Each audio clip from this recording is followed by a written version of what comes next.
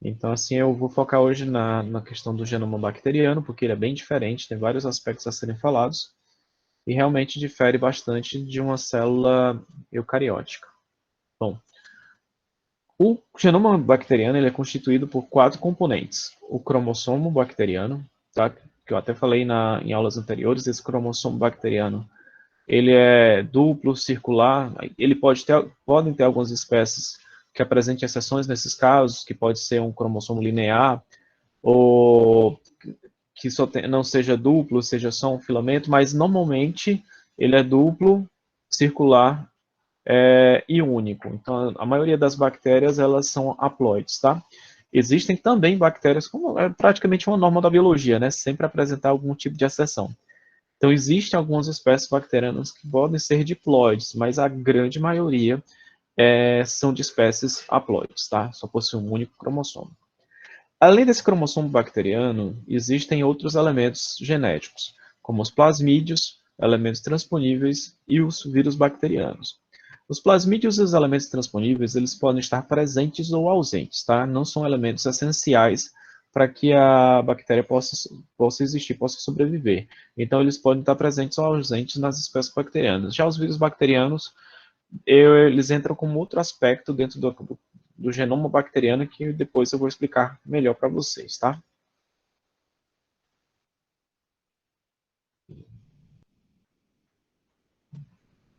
Bom, então como eu falei, ele é único, circular, de dupla fita, tá? Portanto, são organismos haploides. Algumas exceções apresentam 2 cromossomos e algumas espécies cromossomo linear. Não existe um envoltório, isso a gente já falou até na primeira aula, né, que as bactérias não possuem envoltórios nucleares. Existe um adensamento da cromatina que é chamado de nucleóide, tá? Então, nucleóide, na verdade, é uma região, não é uma estrutura, não é uma organela. É uma região onde ocorre o adensamento da cromatina e, portanto, ela fica mais corada quando são utilizados corantes acidófilos e basófilos, né? Então, quando você vai corar a célula, aqueles corantes acidófilos coram mais essa região. A replicação dela é semi-conservativa, como a maioria dos seres vivos, né? Com toda vida que ocorre a replicação do material genético é semi-conservativo. Bom, esse cromossomo ele tem por volta de 10 milhões de pares de base e ele tem por volta de 1 milímetro de comprimento. Então, é até possível ser observado a olho nu a extensão do comprimento cromossômico.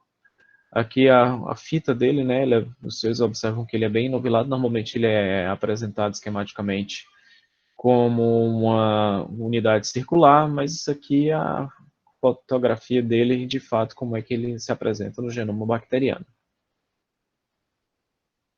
Já os plasmídios, eles são outras estruturas que acho que é bem mais comentado quando se fala em bactéria de plasmídios, devido à importância dele, que ele veio ganhando quando se fala em engenharia genética. Eles foram descobertos no Japão, nos anos 50, e foram descobertos associados exatamente à resistência desses genes aos tratamentos durante a epidemia de disenteria por Shigella disenteria.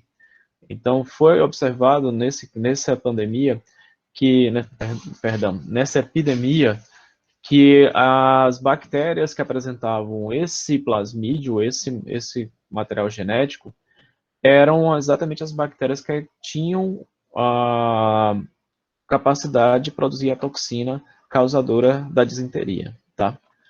Essas moléculas são feitas de DNA de fita dupla, também circular, super enovelada, tá? Existem algumas exceções onde você pode encontrar esses plasmídios também lineares ou em fita simples. E uma coisa interessante é que a replicação dele é autônoma, ou seja, a bactéria ela não precisa estar se dividindo com o cromossomo bacteriano se dividindo para que o plasmídio também se divida.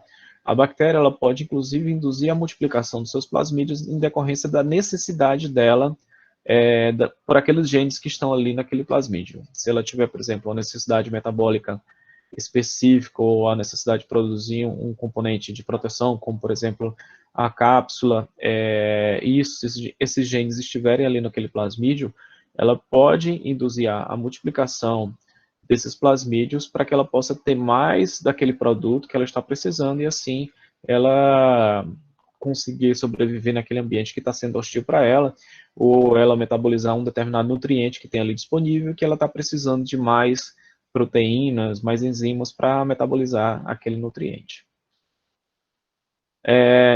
Como eu falei, não é uma estrutura essencial, mas que quando existe, quando está presente, pode conferir várias vantagens seletivas.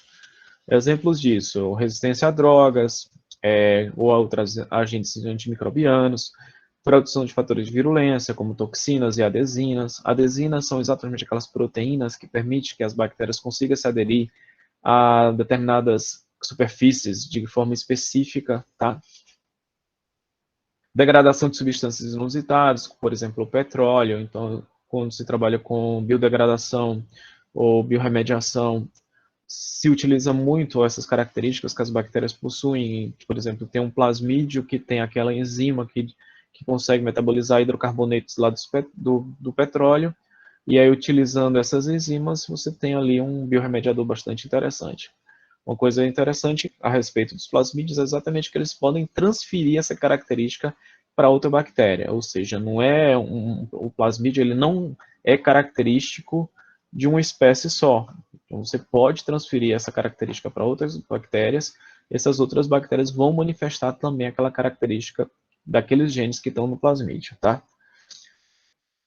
E além dessas características aqui que podem estar presentes no plasmídio, existem algumas espécies que têm a capacidade de gerar mecanismos de transferência genética, ou seja, através desse plasmídio, a bactéria consegue a habilidade de transferir aquela característica plasmidial de uma bactéria para outra. Eu até comentei para vocês, quando a gente estava falando de morfologia bacteriana, sobre os pilis sexuais, né?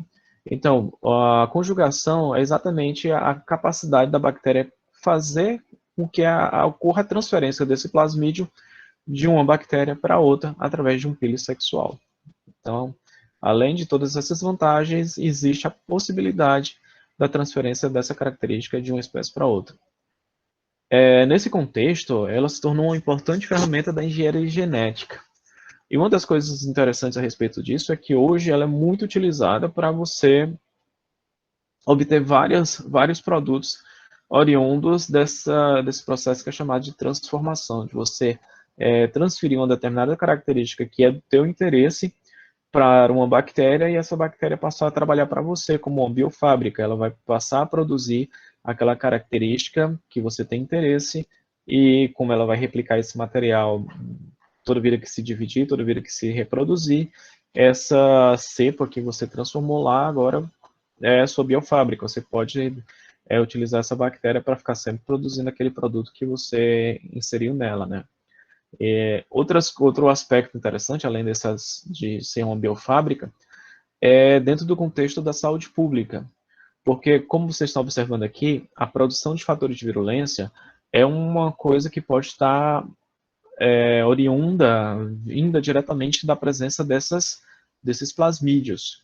Então, vocês sabem que quando você utiliza um determinado antimicrobiano de forma errada, de forma inadequada, você está estimulando ali que algumas espécies se tornem resistentes àquele antibiótico. Então, quanto mais antibiótico você utilizar, maior as chances de emergir ali uma nova cepa que tenha resistência a esses antibióticos. E muitas dessas características de resistência a antimicrobianos está associado também a plasmídios.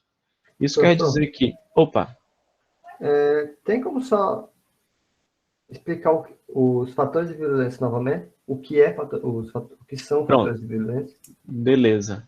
Então, fatores de virulência são características genéticas que permitem que essas bactérias consigam causar doenças, tá? Consigam causar patogenia. Um exemplo bem interessante que a gente convive todo dia são as Escherichia coli. As Escherichia coli são bactérias que todos nós, mamíferos e as aves, possuem no seu trato digestivo. E então, essas bactérias elas são do nosso convívio, está no nosso trato digestivo, não está causando problema nenhum. No entanto, essas bactérias, se tiverem a presença de alguns plasmídios patogênicos, elas passam a produzir toxinas e adesinas que vão causar patogenias graves. Então, existem Escherichia coli que são chamadas Escherichia coli enteropatogênicas, enterohemorrágicas, enteroinvasivas, enteroagregativas. Essas formas patogênicas de Escherichia coli estão relacionadas exatamente à presença de plasmídios que vão permitir elas produzir esses fatores de virulência, que vão permitir que ela cause a doença, tá? Então, tudo aquilo que vai facilitar a bactéria ao causar doenças são chamados de fatores de virulência.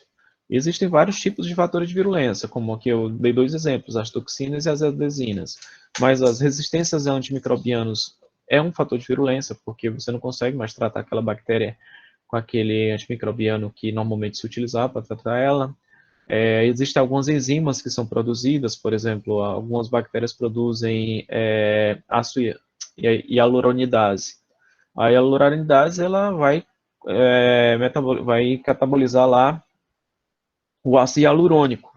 E o que o ácido hialurônico faz? Ele faz a adesão intercelular.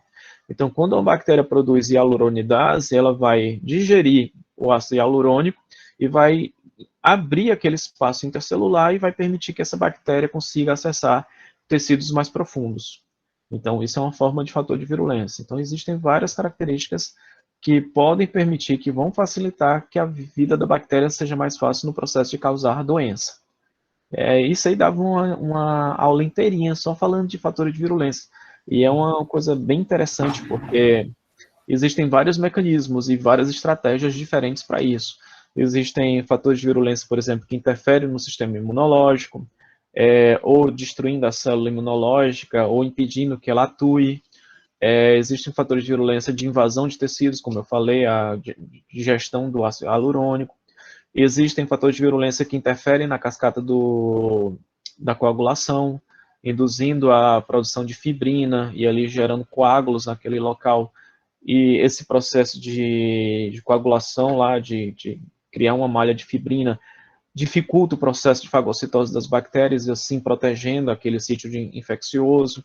Então são várias estratégias que as bactérias apresentam. Só essas toxinas que estão aqui sinalizadas, nossa, tem uma infinidade de toxinas e de mecanismos diferentes da ação dessas toxinas. É bem interessante a gente, se houvesse tempo, né, na disciplina para a gente abordar isso, porque só as toxinas existem vários mecanismos bioquímicos em que elas atuam na superfície celular, interferindo na atividade celular e causando ali o dano ou alterando o comportamento fisiológico da célula. Tem várias coisas que acontecem diferentes dependendo da toxina que esteja atuando. Tem, por exemplo, toxinas que atuam sobre a mucosa intestinal, invertendo a função das células absortivas lá do intestino. Em vez dela absorver água, e você já viu isso, né, na biologia celular, as células, lá, os enterócitos, ela tem uma área que é absortiva e ela leva aquilo ali para a lâmina própria para ganhar corrente sanguínea. Existem toxinas que vão interferir na superfície dessa célula, invertendo o fluxo. Em vez dela absorver água, ela começa a liberar água. E aí você tem, por exemplo, as diarreias. Então, tem todo um mecanismo celular que leva aquele quadro patogênico ali que é apresentado. Isso tudo aí que eu estou falando, tudo é fator de virulência, tá? Ok, obrigado. Curtiu? E mais? É muito legal isso aí. Eu sei que é meio macabro, né? Falar assim, são coisas que causam doenças da bactéria, mas quando você vê do ponto de vista biológico da coisa, acaba ficando interessante, porque você vê, caramba, um troço que tem 2 moléculas e consegue interferir na atividade da célula toda e tal. Então, como eu falei, bioquímica é bem legal. Isso aqui, a microbiologia abraça forte a bioquímica. Bom, pois bem, então, como eu falei, a engenharia genética, os plasmídios, eles são bem interessantes para a engenharia genética, porque a gente pode produzir várias coisas a partir disso. Mas também os plasmídios, eles são bem interessantes quando se fala de saúde, porque você tem essa questão dos fatores de virulência que são transferidos via plasmídios. E também dentro da ecologia, né, com os biorremediadores, eles são bem interessantes porque você tem alguns plasmídios que carregam características que são únicas, e isso pode ser bem vantajoso, até economicamente falando. Por exemplo, uma pessoa que descobre uma bactéria que tem a capacidade de degradar um determinado componente tóxico, como aqui tem um exemplo o petróleo, né, mas tem bactérias que, por exemplo, digerem lixo nuclear.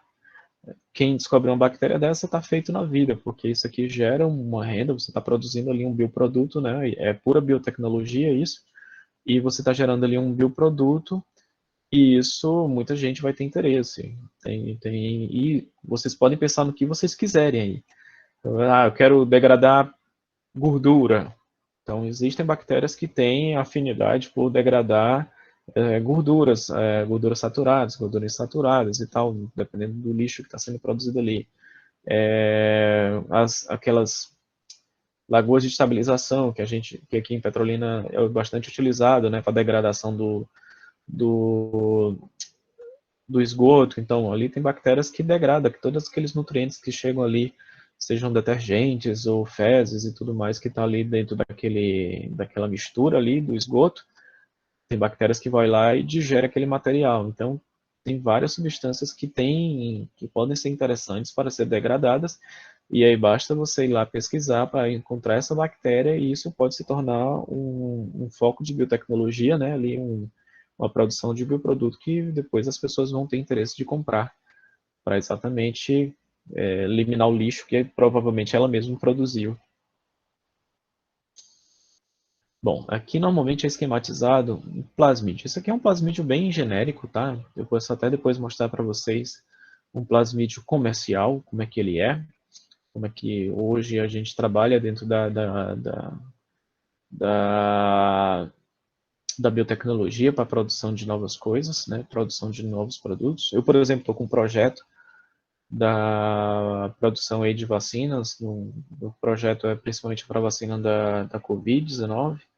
Então, o que a gente está fazendo tem um plasmídio, e nesse plasmídio ele tem algumas regiões de entrada para aquele gene que a gente tem interesse de inserir, tá? Aqui no caso, esse plasmídio, ele tem um gene de resistência a antibiótico, e tem outra região aqui, outro gene, que pode ser um teu gene de interesse, né? E aqui, além desses dois genes, você tem esse genezão aqui, que é o gene de transferência de DNA. Esse gene é o que vai permitir que essa bactéria consiga transferir essa característica, esse gene todo, para outra bactéria que porventura não tenha recebido esse plasmídio, tá? Então você pode observar aqui que essa bactéria tem várias cópias de plasmídios, pode ser que eles sejam todos iguais ou pode até ser plasmídios com características diferentes, tá? Então, normalmente quando eles estão presentes, eles estão agregando alguma característica vantajosa para essa bactéria. Aqui a microscopia do plasmídio. Eles não são muito longos, tá? São bem menores do que a estrutura do cromossomo bacteriano e tem poucos genes inseridos neles. Outro elemento genético bacteriano são os elementos transponíveis, tá? E os elementos transponíveis eles podem ser separados em sequências de inserção ou transposomos. As diferenças entre os dois, basicamente, é a extensão, o tamanho dele, a diferença entre eles é basicamente o tamanho do fragmento, tá? Normalmente são fragmentos lineares de DNA, com esse tamanho variável entre 700 bases até 40.000 pares de base, e está associado a uma única molécula de DNA autorreplicativa. Então, eles são independentes da replicação do cromossomo, da replicação de plasmídio, eles são completamente independentes. E uma das características interessantes é essa mobilidade deles, tá? Por isso o nome elementos transponíveis. Eles conseguem se transferir de uma região para outra, na mesma ou em outra molécula. E essas características deles conseguirem se mover de uma molécula para outra, de entrar, por exemplo, no cromossomo bacteriano e depois sair, ou entrar no plasmídio e depois sair, ficar alternando entre um e outro, isso vai permitir que ele possa inativar genes, tá? Ou seja, esses elementos transponíveis eles conseguem se inserir sobre aquela região promotora do gene, e aquele gene que está ali que estava sendo, por exemplo, ativo, depois que o promotor foi silenciado, ele deixa de expressar essa característica. Isso assim, por que isso seria vantajoso para a bactéria, ela ter um gene inativado? Porque muitas vezes as bactérias precisam lidar com o ambiente e determinadas características bacterianas podem ser o alvo do ataque ambiental. Por exemplo, a presença de uma substância como um antibiótico, por exemplo, precisa daquela região proteica da bactéria para conseguir inativar essa bactéria. Então, se ela inativa aquela região que é alvo do antibiótico, a bactéria se torna resistente a esse antibiótico. Então, é interessante para a bactéria ter essa habilidade de poder ativar e inativar seus genes, tá? Mas, além dessa característica de poder ativar e inativar genes, dependendo do tamanho do fragmento, no caso um transposon, ele pode carregar também genes que são interessantes serem ativados. Como, por exemplo, esse transposon aqui, o TN 1681, ele tem uma toxina associada a ele. Então, quando ele se insere no material genético, ele é ativado e consegue, aquela bactéria passa a produzir essa toxina, tá? Aqui em cima vocês têm uma sequência de inserção. Ela tem um gene também, que é o gene que vai permitir exatamente os saltos dela, de um elemento para outro, o gene da transposase, tá? Então esse é o gene, é uma enzima de restrição que vai permitir que ela consiga sair e entrar naquelas regiões genéticas do cromossomo do plasmídio, tá? É um fragmento bem pequeno, como vocês estão observando, e aqui flanqueando esse transposon, vocês observam que é esse mesmo gene aqui, ó, essa mesma sequência IS1, ela flanqueia aqui dos dois lados o transposon. Então, esses elementos, tanto os transposons quanto a sequência de inserção, conseguem fazer esses saltos, e isso, como eu falei, é bem interessante para a bactéria, porque pode tanto silenciar genes, como podem ativar determinados genes que são de interesse para essa bactéria. Ali no slide anterior, então esse transposon sempre está associado a essa sequência de inserção ou não? Não necessariamente. Ele pode se inserir em outros pontos também, sim. Exato. Aqui eu dei um exemplo, porque tem os dois, né? Aqui a sequência de inserção, e curiosamente esse transposon tem flanqueado aqui a IS1 dos dois lados, entendeu? Para ficar mais didático, para vocês entenderem. Mas você pode ter vários tipos diferentes, tanto de sequência de inserção, quanto de transposons, de material genético. Isso vai variar de espécie para espécie, e as características também que vão ser ativadas e inativadas. É porque eu não queria entrar com mais detalhe na questão da biomol propriamente dita, mas isso está bem associado ao tipo de transposase que é produzido aqui, tá? Que são exatamente enzimas de restrição que vão permitir o corte e, portanto, a região de inserção dessas sequências de inserção. Mas isso, como eu falei, vai variar bastante de espécie para espécie, tá? Ok.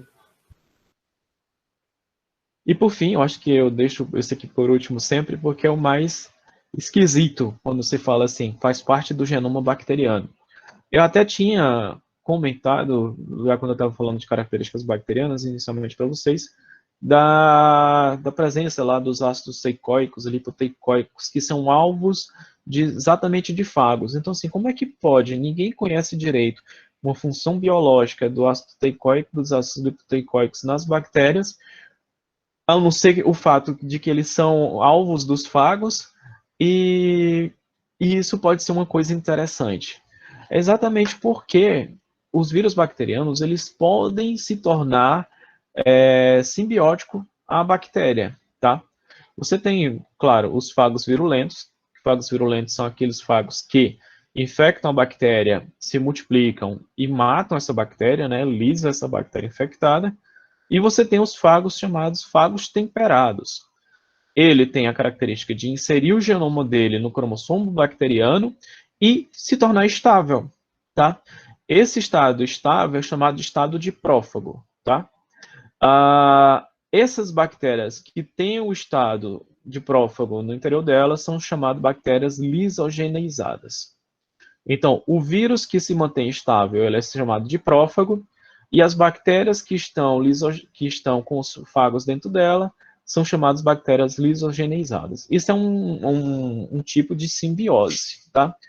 Como vocês bem sabem, simbiose é uma relação harmônica entre dois organismos, onde os dois obtêm vantagens com isso. Então, vamos entender que vantagens são essas, né? Bom, a conversão fágica ou conversão lisogênica é o fenômeno exatamente onde uma determinada propriedade bacteriana Na verdade, ela é codificada pelo prófago. Um exemplo disso é exatamente a Corynebacterium difteria, aquele ali que causa a difteria, né? A, a toxina diftérica, ela não é produzida pela bactéria, quer dizer, ela é produzida pela bactéria, mas a origem genética do gene que produz a toxina não é bacteriana, e sim viral. Então, a Corynebacterium difteria, ela só consegue causar difteria se ela estiver lisogeneizada. Então, esses genes que codificam a toxina são virais, tá? E isso acontece para outras espécies bacterianas também. Ela precisa estar lisogeneizada para que essa bactéria apresente determinadas características. Então, desse ponto de vista, quando a bactéria ela é infectada pelo aquele vírus e aquele vírus agrega esse material genético a ela, ela está ganhando uma determinada vantagem. E isso é simbiose, né? Então, assim, qual é o aspecto que é interessante para o vírus nesse sentido, assim, entendi que a bactéria ela ganha essa vantagem se ela for lisogeneizada, já entendi isso. E para o vírus, qual é a vantagem? O vírus é o seguinte, desculpa, toda vida que o vírus toda vida que a bactéria se multiplicar, se ela se dividir, aquele material genético viral também vai estar se dividindo. Como as bactérias se multiplicam muito rapidamente, aquele material genético viral vai estar se multiplicando também na mesma velocidade. Talvez o sucesso de multiplicação do genoma viral seja até melhor nesse processo do que se ele tivesse que sair caçando bactéria por bactéria para conseguir se multiplicar, depois procurar outra bactéria para infectar, para se multiplicar e assim sucessivamente. Então, o vírus ele acaba tendo essa vantagem de estar multiplicando seu material genético toda vida que a bactéria está se dividindo também, tá? Agora me veio outra dúvida. Por exemplo, você vai identificar uma bactéria por genética molecular. Como é que você identifica que ela está com esse prófago no genes dela? Já existem várias metodologias que você pode utilizar. Você pode até utilizar pelo PCR comum, né? Que aí você pode identificar aquele gene que é característico da toxina, que você sabe que é de origem viral. Ou se você está partindo do zero, você não tem a menor ideia se aquela bactéria é lisogeneizada ou não, você está partindo completamente do zero, você pode fazer o sequenciamento. Com base no sequenciamento, você consegue identificar o genoma bacteriano e aí você compara uma bactéria que é patogênica de uma bactéria que não é patogênica.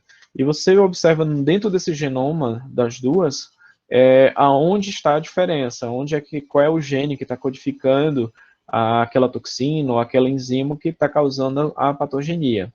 Com base nisso, você vai rastrear se se é a origem de plasmídio, se é a origem de um elemento transponível, e se você não achar nada disso, você pode pesquisar junto ao genoma dos vírus, dos bacteriófagos, que já tem também um banco de dados imenso a respeito disso, se aquela sequência genética ela é parte de algum vírus que já foi sequenciado, entendeu?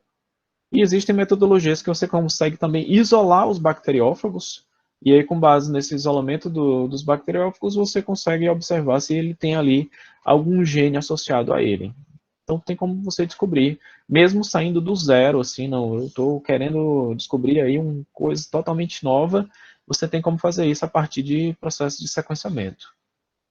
Era justamente isso que eu não perguntei, era justamente essa questão do partir do zero mesmo. Tipo, eu não conheço essa bactéria, dizer que é uma espécie nova de bactéria, como é que eu identifico que ela tem Pois é, aí você tem que, vírus? partindo do zero, você só tem que começar de duas coisas. Você achar cepas que não são patogênicas, né? E cepas que são patogênicas. Que aí você vai comparar, através do sequenciamento, as duas. Entendendo qual é o material genético que permite que aquela bactéria seja patogênica, qual é o gene, né? Isso aí é fácil identificar. Aí você vai depois tentar descobrir qual é a origem desse gene. Aí, como eu falei, tem as opções. É um plasmídio? Aí você tem como identificar se é... Até por eletroforese você faz isso, né? As bandas, a banda do cromossomo bacteriano, a banda dos plasmídios, Quem trabalha com biomol deve saber, deve estar entendendo o que eu estou falando. Quando você faz passa no gel lá no gel de agarose, você vê as bandinhas, e aí você tem a banda do cromossomo do DNA, né? Você vê a bandona lá da bactéria, aí umas bandinhas menores que correspondem às plasmídios, e bandas ainda menores que correspondem a elementos transponíveis, e assim você sabe que você tem ali vários elementos genéticos dentro daquele genoma global. E aí você vai analisar onde é que está o gene dentro desse contexto. Está no cromossomo bacteriano? Se não está no cromossomo bacteriano, está naquelas bandas ali dos plasmídios? Se não está nos plasmídios, está nos elementos transponíveis? E se não está em nenhum desses, então é alguma coisa que veio de fora. Aí existem outras possibilidades, mas aí quando você vai pesquisando, até você isolar. Quando você isolar, por exemplo, o vírus, e dentro desse vírus você vê aquela sequência que corresponde àquele gene da toxina ou da enzima, ou seja o que for, que causa a doença, aí você vai dizer, ó, o gene está aqui nesse bacteriófago, e é o mesmo gene que eu encontrei lá na bactéria. Então, eu estou entendendo agora que aqui isso aqui é um prófago daquela bactéria que permite que ela se torne uma bactéria patogênica. Entendeu? É todo um processo investigativo para você chegar até aí. Massa. Mas é lógico que hoje em dia você não partiria exatamente do zero, porque já existem muitos bancos de dados desses vírus e tal. Então você já acessa o GenBank, você acha o gene e você já tem para onde ir, uma biblioteca por onde pesquisar, onde é que tem aquele gene, em que vírus, se ele já foi observado em algum vírus e tal. Isso aí você já tem bastante recurso para não precisar sair completamente do zero. Entendi. Ok. Bom, com relação a essa questão da variabilidade bacteriana, você tem o aspecto fenotípico, tá? Esses aspectos eles podem influenciar diretamente com relação ao fator externo, e essas características são reversíveis. Eu acho muito massa, porque eu fico me comparando assim, a gente como ser humano, se comparando a uma bactéria assim, em termos de versatilidade dela frente à natureza, né? Ela consegue alterar as características fenotípicas dela de acordo com o ambiente onde ela está. Isso é muito interessante porque às vezes quando a gente faz alguns testes no laboratório, esses testes eles são feitos em condições muito adequadas para a vida bacteriana. Tipo, a gente dá a comida que ela gosta, a temperatura que ela gosta. A Dani aí está ouvindo, ela sabe bem o que eu estou falando, que ela mexe lá nas bactérias no laboratório. Então, a gente dá a melhor temperatura, a melhor comida, as melhores condições, ela não compete com ninguém. Então, assim, no ambiente laboratorial, a bactéria ela está muito feliz, porque ela não está naquele ambiente hostil da natureza, onde ela tem que competir com outras espécies, por aquela fonte de nutriente que normalmente é escassa, tem que competir com fungo, que normalmente produz várias substâncias que têm atividade antibacteriana. Então, essas características fenotípicas, elas se adequam de acordo com o ambiente onde ela está.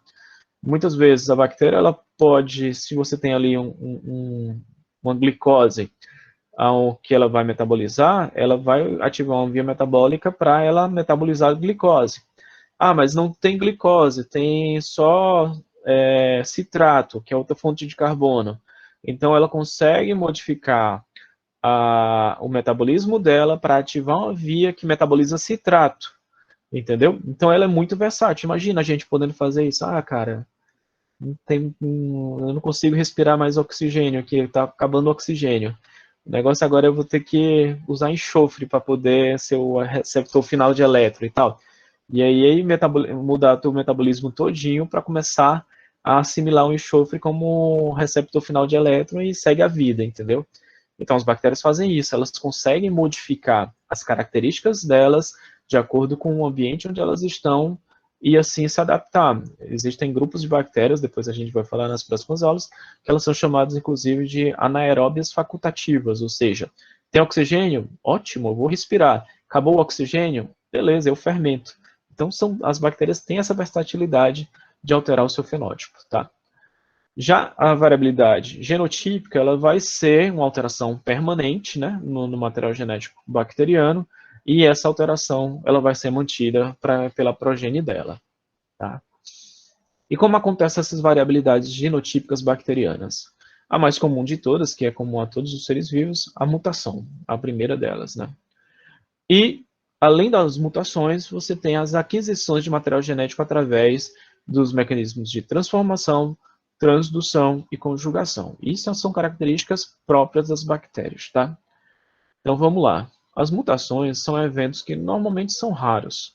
Uma mutação espontânea, por exemplo, ela acontece em uma para cada milhão ou a cada bilhão de divisão celular.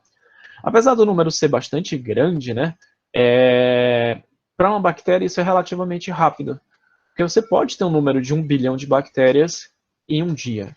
Elas se multiplicam, aquela taxa de reprodução de a cada 20 minutos você tem ali um tempo de geração. Então, para chegar ao número de 1 bilhão de bactérias, em 1 a 2 dias você já tem esse número aqui relativamente grande, mas para elas não é tão grande assim. Então, as mutações espontâneas elas podem ser percebidas em pouco tempo. Inclusive, isso no laboratório a gente pode até ver. Eu acho que eu consegui, em alguma das placas das meninas lá, observar colônias satélites. Colônias satélites é um resultado que se observa quando a gente faz antibiograma. O antibiograma é aquele método que a gente utiliza para testar a sensibilidade ou resistência das bactérias a um determinado tipo de antimicrobiano. Se a bactéria apresentar sensibilidade, ela não cresce. Se ela for resistente, o antibiótico não faz nada com ela, né? Mas existe dentro desse teste, você utilizando uma espécie que é sensível a um determinado antibiótico, eventualmente aparece uma colônia dentro daquela região aonde as bactérias forem inibidas e aparece lá uma colôniazinha perdida. O que aquela colônia é? A gente chama isso de colônia satélite. E aquilo ali é uma colônia de bactérias que são resistentes àquele antibiótico que você está testando. Então, assim, um evento de resistência bacteriana não é um evento assim que você precisa estressar por muito tempo uma bactéria até aparecer uma bactéria resistente, não. Isso pode acontecer rapidamente. Assim, mas professor, se eu estou com dor de garganta e o médico mandou eu tomar lá o antibiótico durante 5 dias, e aí quando estava no terceiro dia, mais ou menos, eu já estava me sentindo bem e eu parei. Meu estômago não estava gostando muito do antibiótico, eu parei, já estava bom da garganta. O que é que acontece? Quando você toma um antibiótico, ele vai matar, obviamente, a maioria das bactérias que são sensíveis àquele antibiótico. Mas existe aí na sua garganta também algumas bactérias que são resistentes àquele antibiótico. Então, aquela mesma colônia satélite que aparece lá na placa de Petri, ela também vai aparecer na sua garganta. E aí, se você não tomar um antibiótico adequadamente durante todo o período que é recomendado pela saúde, né, pelo médico, pode acontecer que isso vai favorecer que aquelas colônias satélites elas permaneçam. O seu sistema imunológico não vai ter tempo necessário para combater todas as bactérias, inclusive essas que são resistentes. E aí, quando você para o remédio, isso permite que as bactérias voltem a crescer, voltem a causar infecção, e há uma predisposição maior de que essas bactérias que são resistentes se estabeleçam melhor naquele processo infeccioso. Então, assim, não, beleza, eu parei e tal, com 3 dias, me arrependi e vou voltar a tomar. Só que quando você tomar, a atividade bactericida já não vai ser igual como estava sendo, como você tinha se sentido melhor naquele primeiro período, entendeu? Por isso que você tem que tomar religiosamente o antibiótico durante todo o período que foi recomendado. Porque durante esse período, ele está inibindo as bactérias que são sensíveis e teu sistema imunológico está trabalhando para eliminar aquelas bactérias que são resistentes. Beleza? Então, essas mutações espontâneas, elas, apesar de serem raras no sentido assim numérico da coisa, mas como as bactérias se multiplicam, isso torna um evento relativamente comum, tá? Essas mutações são mais raras por causa exatamente da baixa presença de mutagênicos naturais no ambiente. Apesar de o próprio Sol, a própria luz solar, ser considerado um agente mutagênico físico natural. A luz solar ela consegue alterar o material genético bacteriano e isso muitas vezes mata a bactéria, mas também pode promover mutações no material genético bacteriano, trazendo ali alguma característica. Tanto, você já conhece bem isso, né? uma característica que pode ser negativa para a bactéria, mas, eventualmente, em decorrência de sucessivas mutações, pode até trazer uma característica que é vantajosa para essa bactéria. No laboratório, a gente pode induzir essas mutações, tá? Essas são mutações induzidas, que vai exatamente estimular que, eventualmente, surja alguma característica que possa ser vantajosa para você. Antigamente, hoje não se faz tanto isso, mas antigamente era um método bastante utilizado para tentar achar novidades, né? Estimular a formação de novos genes, novas características bacterianas, e assim você achar ali, de repente, alguma coisa que fosse vantajosa para a produção. Então, antigamente o pessoal fazia muito isso, estimulava através de radiação ou através de substâncias químicas, o aumento da taxa de mutação dos micro-organismos e até de organismos superiores, como plantas, se usou muito isso em plantas também, para ver se aparecia uma determinada mutação que fosse interessante comercialmente, né?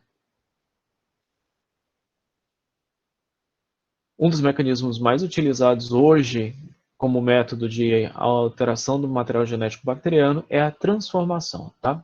A transformação, na verdade, é um evento natural. Foi descoberto naturalmente. Algumas espécies bacterianas têm capacidade de fazer isso, independente da gente estar fazendo qualquer coisa no laboratório. A transformação é exatamente a capacidade de captar DNA livre por uma bactéria em um estado fisiológico apropriado. Esse estado fisiológico apropriado é chamado estado de competência, tá? Então, quando você fala que uma bactéria é competente, é uma bactéria que tem naturalmente capacidade de assimilar DNA livre. Então, naturalmente, essas bactérias elas produzem na sua parede celular, lá na sua membrana plasmática parede celular, proteínas que conseguem assimilar material genético, e esse material genético ele é incorporado e passa a ser apresentado por essa bactéria, essa característica. Então, algumas espécies que produzem naturalmente, que têm naturalmente essa competência, como a Neisseria gonorrhea e o Haemophilus influenza, fazem isso sozinho. E a gente artificialmente pode induzir essa competência no laboratório, tá? Existem vários métodos para indução de competência bacteriana, como tem a eletroporação, que é um método onde você dá um choque na membrana plasmática e a membrana plasmática abre um pouco e isso permite que você consiga inserir material genético através da bactéria. Existem métodos um método bem barato, que é o choque térmico, você dá um choque térmico na bactéria, e esse choque térmico também afrouxa a membrana plasmática e a parede celular, e isso também facilita a entrada de material genético nessa bactéria. Então, existem alguns métodos que vão facilitar a entrada de material genético de forma artificial. Inclusive, você pode encomendar cepas que têm maior suscetibilidade a choque térmico e outras que são mais suscetíveis à eletroporação. Entendeu? Então, imagine aí vocês aí, como eu falei, eu gosto muito de brincar, se fosse a gente, né, a bactéria. Você tem uma determinada característica que gostaria de assimilar, de manifestar, quero ser mais inteligente, quero ser mais alto, e você só assimila essa característica, você tem um amiguinho aí que é mais inteligente, que você sabe que o cara é esperto, e aí você quer manifestar essa característica que ele tem, você assimila essa característica e passa a expressar ela. Então, bactérias, elas fazem isso. Você tem ali um determinado gene de resistência, um determinado via metabólica que produz uma determinada enzima e tal, e aí está passando ali do lado dela, ela assimila essa característica e passa a apresentar isso aí. Tá? Então, aqui a figurinha mostrando exatamente isso. Você tem uma bactéria, ela morre, os fragmentos de DNA dela ficam livres, essas bactérias competentes têm uma proteína ligadora de DNA na sua superfície, esse material genético é então incorporado, assimilado aqui ao genoma bacteriano, e aí a partir desse momento essa bactéria agora passa a apresentar essa característica aqui, que inclusive pode ser de outra espécie bacteriana, não necessariamente da mesma espécie bacteriana, ela vai apresentar essa característica. Isso, vocês podem até estar pensando assim, nossa, que legal, mas isso pode criar um problema danado quando se fala em taxonomia bacteriana, né? A gente vai falar assim de, eu quero fazer estudos filogenéticos bacterianos. Vocês veem que isso aqui é uma droga, né? Como é que de uma geração para outra uma bactéria passa a apresentar toda uma característica nova, sendo expressa e incorporada ao genoma dela, de onde foi que veio isso. Então, assim, para uma pessoa que está trabalhando com filogenia, isso aqui é um pesadelo, né? Então, por isso que quando se fala em taxonomia bacteriana, os estudos filogenéticos, eles não se adequam tão bem para você determinar grupos de espécies, grupos, famílias, gêneros, dessa forma. Depois, quando eu for falar para vocês de taxonomia bacteriana, vocês já vão entender melhor por que, que a classificação delas se baseia não em filos, e sim em características gerais, né? É por isso que eu questionei a questão do vírus também. Justamente, tipo, lembra que você falou que a classificação dela é feita em molecular, assim, identificação é feita molecular. Eu sempre pensei na taxonomia. Como é que faz taxonomia de um bicho que fica incorporando DNA a todo momento? Pois é, então, isso não se adequa, a filogenia não se adequa a bactérias. Você pode até fazer estudos filogenéticos com ela para, como, por exemplo, está sendo feito aí com o Covid, né? Ah, já foi encontrada não sei quantas variantes. É um estudo interessante porque você analisa mutações e entende que o que está acontecendo no processo de seleção, de evolução ali dentro dele, porque está trazendo características novas. Com bactérias isso também acontece.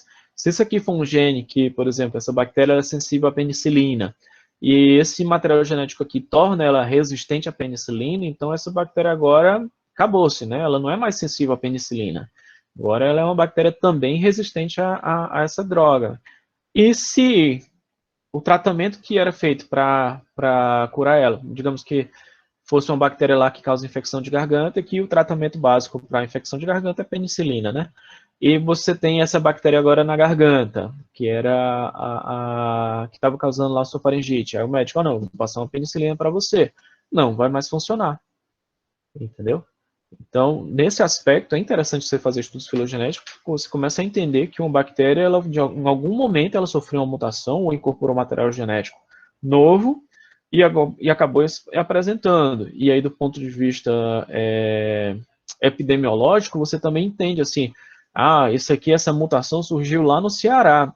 A primeira vez que foi registrada essa mutação foi no Ceará, já está aqui no Pernambuco.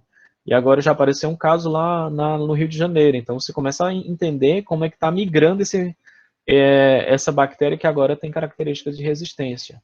Mas assim, taxonomicamente falando, isso não é legal, porque você não consegue correlacionar grupos familiares com base exclusivamente na filogenia. Vai dar ruim isso aí. Então eu vou mostrar para vocês que a gente usa várias características para taxonomizar bactérias. Então, a gente vai falar isso em outra aula. Um dos grandes experimentos que é feito, né, acho que todo mundo conhece essa figura, a viu várias vezes, é o experimento de Griffith, né, que confirmou o processo de transformação em pneumococos. Não sei se vocês estão cansados de ver, mas vou explicar mais uma vezinha. Então, o que ele fez? Ele utilizou bactérias encapsuladas, inoculou no animal e o animal morreu, né? Bactérias encapsuladas, vocês lembram aí que caiu até um na prova, essas bactérias têm características antifagocitárias, então elas têm uma sobrevivência melhor, o sistema imunológico trabalha com mais dificuldade contra ela e normalmente elas acabam se tornando assim mais patogênicas. Elas prosperam melhor no organismo sem que o sistema imunológico consiga lidar adequadamente para ela. E aí o animal aqui morreu. Quando ele inoculou bactérias não encapsuladas, o sistema imunológico trabalha melhor contra essas bactérias e o animal sobreviveu. Ele esquentou essas bactérias encapsuladas, matou, inoculou no animal e observou que bactéria morta, né, não faz nada, então aqui não cresceu nada, elas estavam mortas e o animal sobreviveu. O sistema imunológico dele foi lá e eliminou aquelas bactérias mortas como se fosse nada. Já quando ele fez a mistura de bactérias vivas com bactérias mortas, encapsuladas, né, essas bactérias vivas mais competentes, e essas bactérias mortas encapsuladas, o que é que aconteceu? Essas bactérias vivas, que eram competentes, assimilaram esse material genético das bactérias que estavam mortas e passou a expressar a característica delas. Então, quando foi cultivar lá na placa, foi observado exatamente isso aqui. as bactérias que estavam vivas assimilar a característica e passar a expressar ela. Então, ela se tornou uma bactéria que antes era benigna, agora uma bactéria patogênica. Tá? Então, vocês veem como a natureza bacteriana ela é bem versátil, né? Elas podem realmente, uma bactéria que não tinha características patogênicas, com pouco tempo ela se tornar uma bactéria problemática, com características patogênicas, às vezes na assimilação de uma característica relativamente até simples, como a produção da cápsula. Né? Outro mecanismo bastante interessante, eu acho que talvez seja o que vocês não conheçam, é a transdução. Tá? A transdução é a transferência de DNA via um bacteriófago. A transdução ela pode ser separada em transdução generalizada ou uma transdução especializada. Vamos entender isso aí. Quando acontece a infecção viral numa bactéria, ele vai inserir o seu genoma bacteriano nessa bactéria. Essa bactéria, esse vírus aqui, vai incorporar esse material genético no genoma celular. E aí, essa célula vai induzir a multiplicação de novos vírus, né? Todo aquele ciclo de replicação viral que a gente já conhece. Só que o que acontece? Pode acontecer que esses fragmentos de DNA bacteriano pode acabar sendo encapsidado durante o processo de montagem de novos vírus.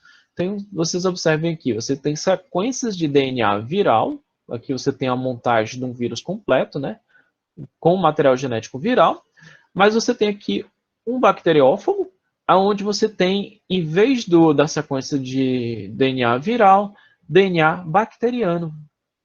E aí o que acontece? Essa célula se rompe, ela vai morrer, vai liberar esses novos, vai liberar esses novos fagos aqui no ambiente, sendo que esse cara aqui é especial. Ele não está transferindo material genético viral, está transferindo material genético bacteriano.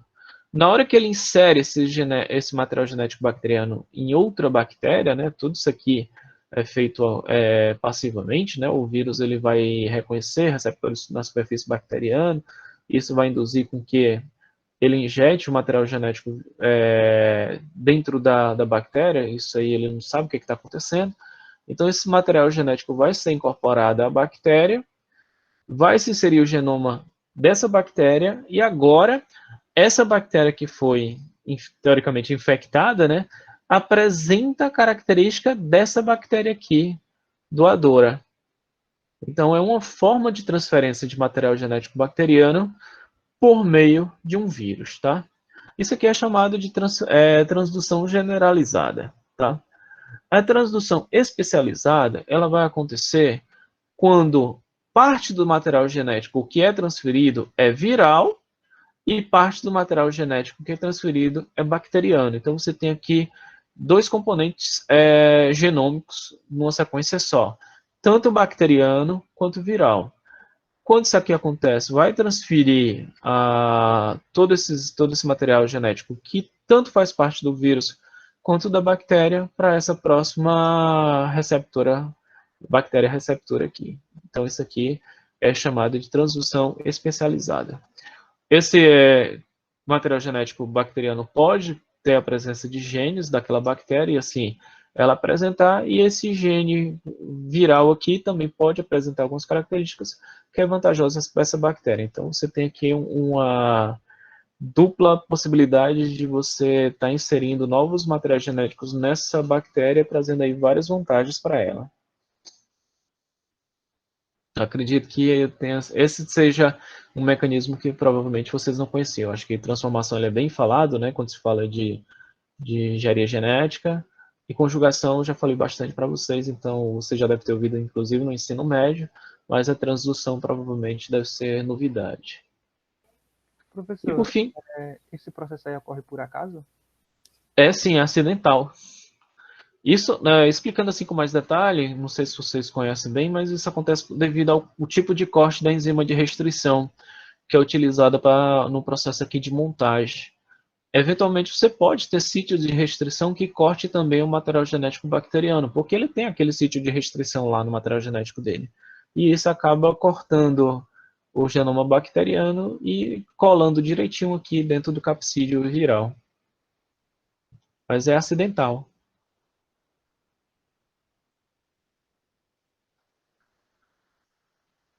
Bom, e por fim, o último mecanismo de recombinação, você tem a conjugação, que você já conhece direitinho, né? Ocorre através da transferência, né, de bactéria a bactéria por meio ou de um píleo sexual ou de substâncias adesivas na superfície da bactéria. Isso se deve à presença do plasmídio F, né? Esse plasmídio F permite a formação do píleo sexual. Esse píleo sexual é um canudinho, né? Onde por dentro dele ocorre a transferência do material genético de uma bactéria a outra, né? Então, as bactérias que possuem o plasmídio F são chamadas também de bactérias macho ou doadoras. Elas formam o píleo sexual, entram em contato com a bactéria receptora, também chamada de bactéria fêmea, tá? Ocorre a transferência do material genético de uma cópia, né, do plasmídio F de uma para outra. A receptora agora apresenta também esse plasmídio F, ela se separa e as duas agora são consideradas bactérias macho, né? Então, uma curiosidade a respeito disso é que a presença desse plasmídio F pode ter componentes aqui patogênicos associados a ele, de resistência, e uma bactéria que normalmente não apresentava essa característica vai passar a apresentar essa característica. Por isso que às vezes é problemático, quando se fala assim, as minhas E. colis, elas são E. colis que não estão causando mal nenhum, eu estou totalmente sadio aqui, dentro do possível, não estou com dor de barriga, estou tranquilo. Mas você come um alimento e esse alimento está contaminado, pode eventualmente ter um E. coli com plasmídio F patogênico, e essa bactéria que é patogênica vai converter as duas bactérias lá, boazinhas, tá? Em bactérias patogênicas também. Então, assim, às vezes, aquela bactéria que não causa mal nenhum, elas podem ser alteradas devido a você ingerir uma bactéria que tenha os componentes, que tenha a capacidade conjugativa, e ela vai alterar as características da tua própria microbiota para tua microbiota se tornar patogênica. Então, até um professor meu brincava com a gente não come cocô por causa disso. Porque, teoricamente, né, as nossas microbiota do trato entérico não faria mal nenhum para a gente. Elas estão lá dentro da gente, sendo comensais e tudo mais, sem causar nenhuma patogenia. Mas existem formas patogênicas dessas bactérias em outros ambientes, onde, devido à presença de um plasmídio ou de um gene que está presente em outra bactéria, essas bactérias que são comensais nossas, elas podem se tornar, sim, bactérias patogênicas. Beleza? Eu acho muito divertida essa aula, porque é sempre interessante você ver como a versatilidade das bactérias né, de conseguir alterar o material genético dela e apresentar uma característica totalmente nova de uma geração para outra. Não precisa várias gerações de mutações para ela começar a manifestar uma característica completamente nova. É por isso que a gente fala de vários cuidados que você tem que ter quando você, por exemplo, lida com antibióticos, né? Que o antibiótico é uma pressão seletiva, e você pensa assim, mas isso aí, pressões seletivas, elas levam gerações para que você tenha um efeito que cause grande impacto dentro daquela população. Quando você observa a bactéria, não precisa de muitas gerações para que isso aconteça. Rapidamente, uma bactéria pode começar a manifestar uma característica que é vantajosa em poucas gerações. Existe até um vídeo, eu vou tentar aqui achar para mostrar para vocês, bem interessante com relação a isso aí. Me dá um minutinho para achar ele, beleza? Saiu aí a apresentação? Saiu. Sim, saiu. Vou mostrar aqui para vocês aqui. Não sei se vocês conhecem esse vídeo, mas eu acho muito interessante.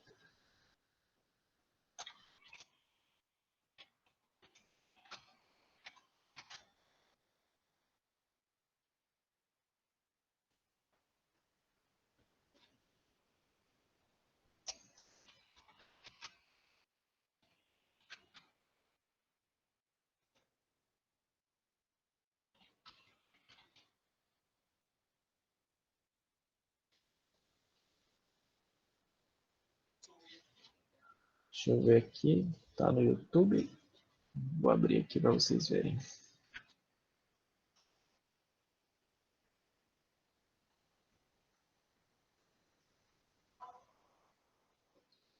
Deixa aqui.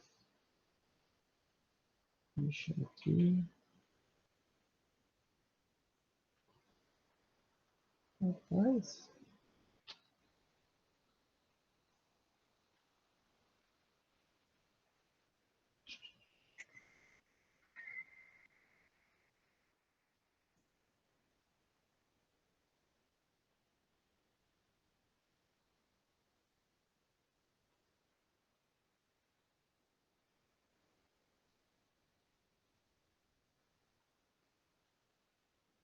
Estão vendo aí? Sim, tá aparecendo aqui. Sim, professor. Ok. Então, gente, aqui, deixa eu explicar o desenho aqui do experimento. Isso aqui é uma mesa bem grande, tá? E aqui dentro dessa cuba é um meio de cultura. Só que a mesa foi separada em diferentes concentrações de um antibiótico. E aqui nas pontas é onde não tem antibiótico. E aqui no centro é onde tem mais concentração de antibiótico, tá? E eles fizeram um experimento para observar exatamente esse processo de evolução bacteriana. Olha só que legal. Deixa eu ver aqui.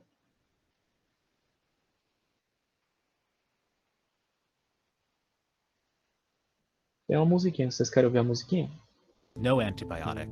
Just in from that, there's barely more than the E. coli can survive. Inside of that, there's 10 times as much, 100 times, and then finally the Tô entendendo, né? 1,000 times as much antibiotic. Aqui tem Across the top of it, antibiótico, aqui 10 vezes in antibiótico, there, 100 vezes that antibiótico e bacteria 1000 can move vezes a around it. concentração do The antibiótico. background is black because there's ink in it, and the bacteria appear as white. First, you see they spread in the area where there's no antibiotic, up until the point they can no longer survive. Then a mutant appears on the right. Olha o mutante aparecendo. It's resistant to the antibiotic, it spreads, until it starts to compete with other mutants around it. When these mutants hit the next boundary, they too have to pause and develop new mutations to make it into 10 times as much antibiotic. And then you see the different mutants repeat this at 100.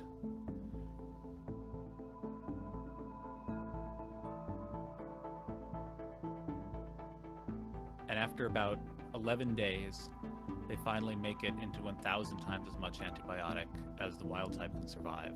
Após 10 dias, a bactéria que era sensível ao antibiótico passa a tolerar 1000 vezes a concentração desses antibióticos. 10 dias, gente. É muito rápido.